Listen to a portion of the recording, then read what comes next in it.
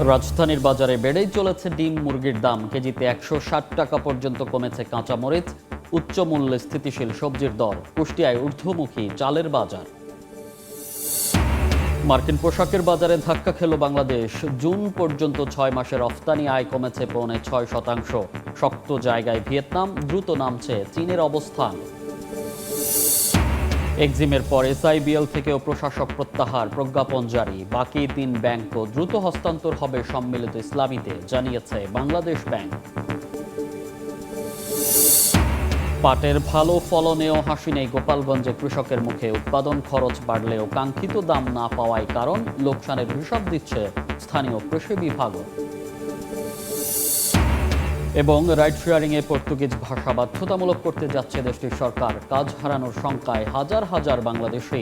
আইনি জটিলতায় পর্তুগাল ছাড়ছেন প্রবাসী ব্যবসায়ীরা।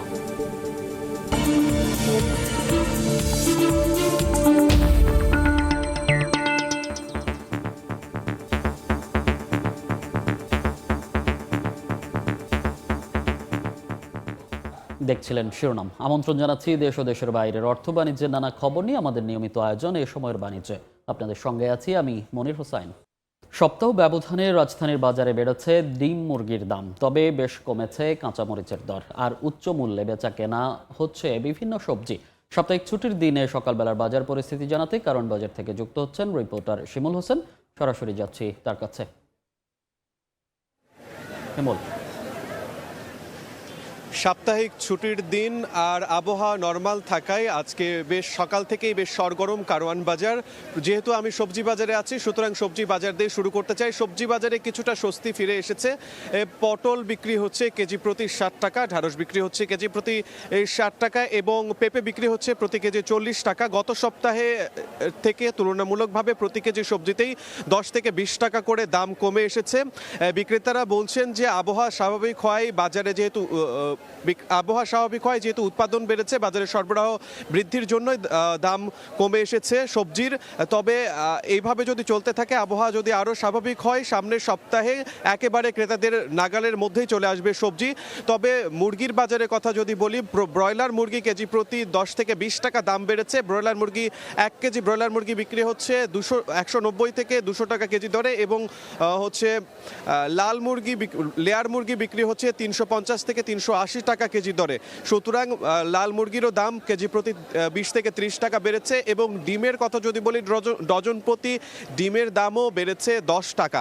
লাল ডিম বিক্রি হচ্ছে প্রতি ডজন ১৫০ থেকে ১৫৫ টাকা ডজনে এবং সাদা ডিম বিক্রি হচ্ছে ১৪০ টাকা ডজন প্রতি। এবং মাছের দামও তুলনামূলকভাবে বেড়েছে। তাছাড়া যদি মুদি দোকানের কথা বলি, চাল ডাল এবং হচ্ছে ডালের কথা, চাল এবং ডালের দাম গত সপ্তাহের মতো এ সপ্তাহেও তুলনামূলক স্বাভাবিকই রয়েছে।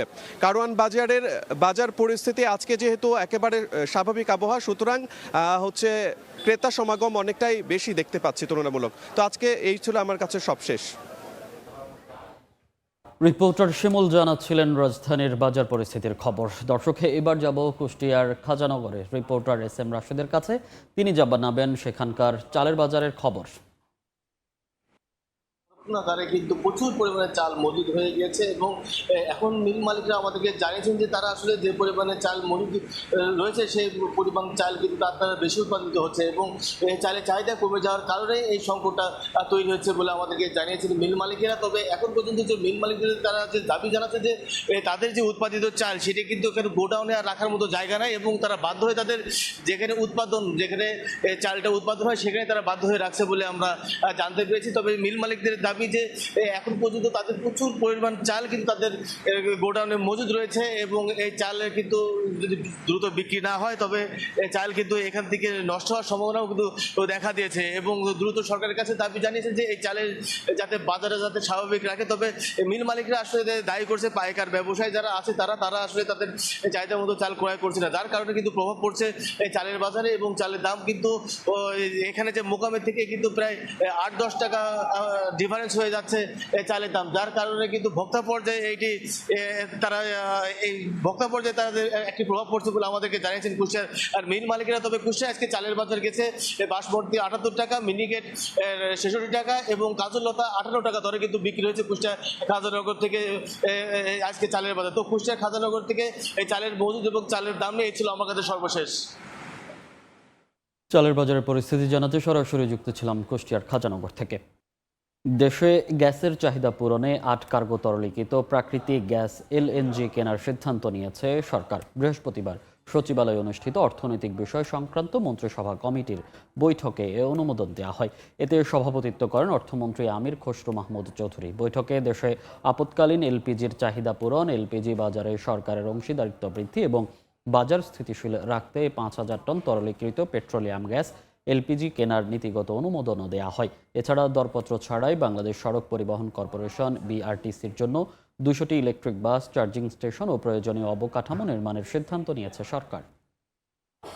মন্দাভাব চলছে মার্কিন পোশাকের বাজারে। বাংলাদেশ ধাক্কা খেলেও শক্ত অবস্থান ধরে রেখেছে ভিয়েতনাম। পতনে চীনের হারানো বাজার দখলে এগিয়েছে ভারত ও কম্বোডিয়া। এ তথ্য জানিয়েছে যুক্তরাষ্ট্রের বাণিজ্য দফতর অটেক্সা। মন্দাভাব মার্কিন পোশাকের বাজারে। চলতি বছরের প্রথম 6 মাসে বিশ্ববাজার থেকে 3,508 কোটি 72 লাখ ডলারের পোশাক আমদানি করেছে যুক্তরাষ্ট্র, যা 2025 সালের একই সময়ের তুলনায় 8.04% কম। গেল জানুয়ারি থেকে জুন এই 6 মাসে 557 কোটি 2 লাখ ডলারের চীনা পোশাক আমদানি করেছে মার্কিন যুক্তরাষ্ট্র, এক বছর আগের তুলনায় যা 37.69% কম। ধাক্কা খেয়েছে বাংলাদেশও। গেল জুন পর্যন্ত 6 মাসে মার্কিন বাজারে বাংলাদেশি পোশাকের রপ্তানি কমেছে 6.5%। 425 কোটি 24 লাখ মার্কিন ডলার থেকে নেমেছে 400 কোটি 78 লাখ ডলারে।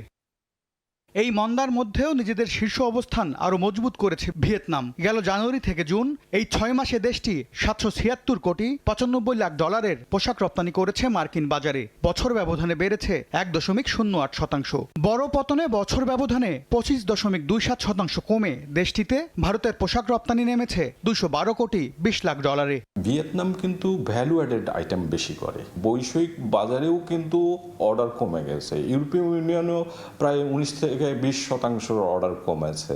উদ্যোক্তারা বলছেন বৈশ্বিক মূল্যস্ফীতির ভার পড়েছে দেশের তৈরি পোশাক খাতে। শুল্কের সুবিধাও কাজে লাগানো যাচ্ছে না অভ্যন্তরীণ সংকটে, যার সুফল পাচ্ছে প্রতিদ্বন্দ্বীরা। গ্যাসের সংকট কিভাবে সহজ সমাধানে এনে এটাকে ত্বরান্বিত করা যায়, পোর্টের সমস্যার সমাধান কিভাবে করা যায়, ব্যাংকের ইন্টারেস্ট রেটটা যেখানে সারা পৃথিবীতে রেট কম, সেই জায়গায় আমরা 14 থেকে 15% দিয়ে ব্যবসা করা, ইট ইজ ভেরি টাফ। অন্যদিকে সবচেয়ে বড় চমক দেখিয়েছে কম্বোডিয়া। 12.32% সর্বোচ্চ প্রবৃদ্ধি নিয়ে দেশটিতে রপ্তানি করেছে 213 কোটি 17 লাখ ডলারের পোশাক। এছাড়া ইন্দোনেশিয়ার প্রবৃদ্ধিও 3.4% বেড়েছে।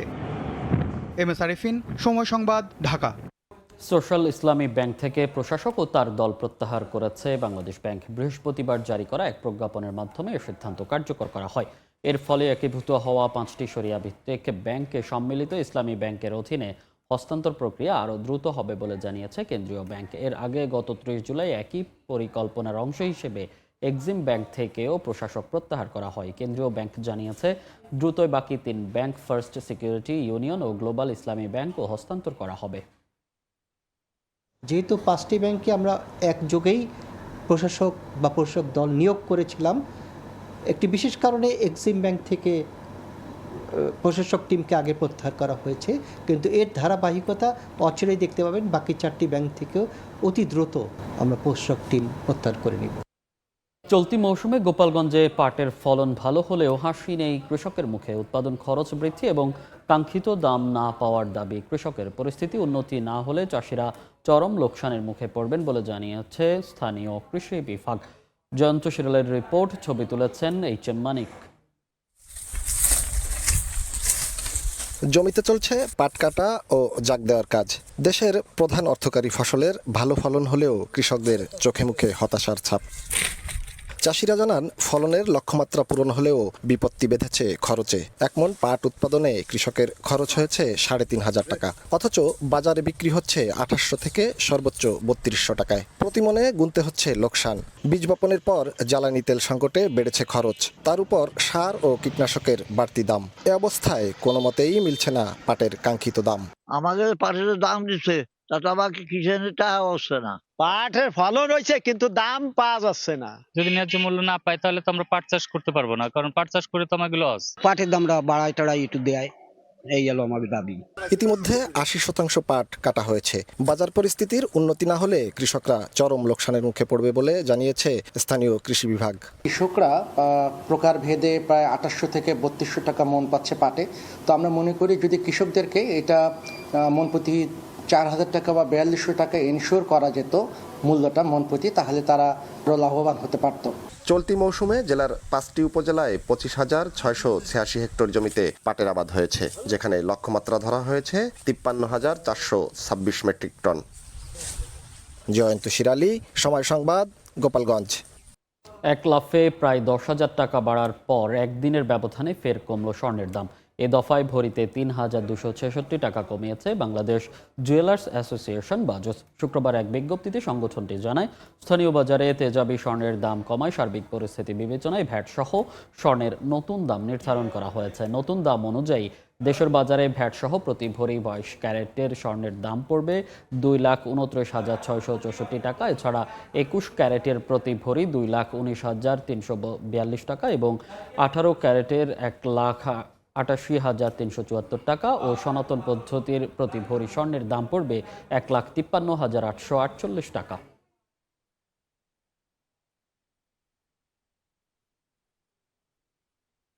ময়মনসিংহের গফরগাঁয়ে ঢাকাগামী কমিউটার ট্রেনের 4টি বগি লাইনচ্যুত হয়েছে। এতে বন্ধ রয়েছে ঢাকা ময়মনসিংহ রুটে রেল যোগাযোগ। বিস্তারিত জানাতে এই মুহূর্তে ঘটনাস্থলে আছেন সহকর্মী ওবায়দুল হক। সরাসরি যাচ্ছি তার কাছে।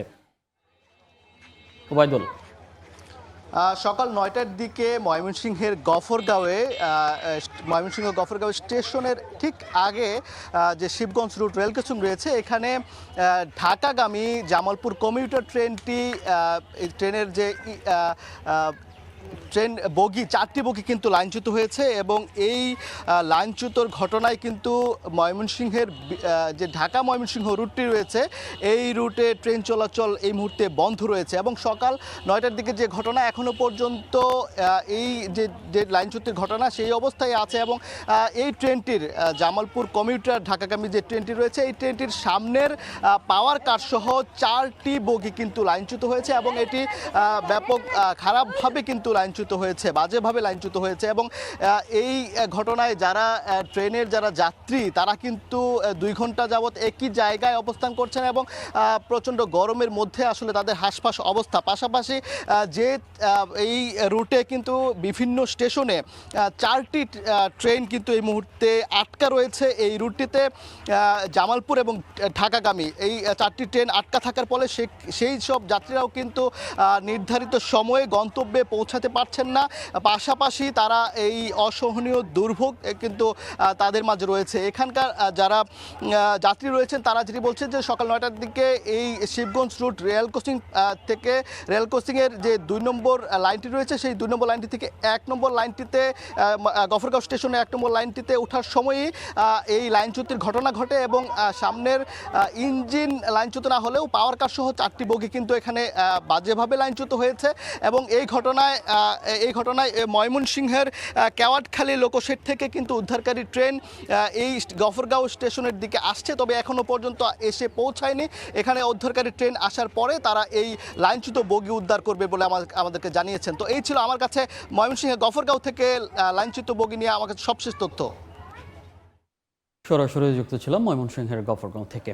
প্রচলিত বিভিন্ন আইনের পরিবর্তন ও সরকারের বিভিন্ন পদক্ষেপে কাজ হারাচ্ছেন পর্তুগালে বসবাসরত অভিবাসীরা। অ্যাপ ভিত্তিক রাইড শেয়ারিং পেশায় পর্তুগিজ ভাষা বাধ্যতামূলক করা সহ নানা জটিলতায় দীর্ঘদিনের দক্ষতা থাকা সত্ত্বেও পেশা বদলাতে বাধ্য হচ্ছেন অনেকে। টিভিডি চালকদের পর্তুগিজ ভাষায় দক্ষতার প্রমাণ দিতে হবে এমন নানা শর্ত আরোপ করে গত 17 জুলাই নতুন আইনের অনুমোদন দেয় দেশটির পার্লামেন্ট। প্রেসিডেন্টের স্বাক্ষরের অপেক্ষায় থাকা আইন চূড়ান্ত অনুমোদন পেলে এ পেশায় থাকা ভিন্ন ভাষাভাষী চালকদের পর্তুগিজ ভাষার বিশেষ পরীক্ষায় উত্তীর্ণ হতে হবে, যা বেশ কষ্টসাধ্য। আইনি কার্যকর হলে কয়েক হাজার প্রবাসী বাংলাদেশি কর্মহীন হয়ে পড়বে বলে মনে করছেন টিডিবি ব্যবসায়ীর সঙ্গে যুক্ত প্রবাসীরা। এই পর্যায়ে শীর্ষ সংবাদগুলো জানিয়ে দিচ্ছি আরেকবার। রাজধানীর বাজারে বেড়েই চলেছে ডিম মুরগির দাম। কেজিতে 160 টাকা পর্যন্ত কমেছে কাঁচামরিচ। উচ্চ মূল্যে স্থিতিশীল সবজির দর। কুষ্টিয়ায় ঊর্ধ্বমুখী চালের বাজার। মার্কিন পোশাকের বাজারে ধাক্কা খেল বাংলাদেশ। জুন পর্যন্ত 6 মাসে রপ্তানি আয় কমেছে 6.5%। শক্ত জায়গায় ভিয়েতনাম, দ্রুত নামছে চীনের অবস্থানও। এবং পাটের ভালো ফলনেও হাসি নেই গোপালগঞ্জের কৃষকের মুখে। উৎপাদন খরচ বাড়লেও কাঙ্ক্ষিত দাম না পাওয়ায় কারণ লোকসানের হিসেব দিচ্ছে স্থানীয় কৃষি বিভাগ।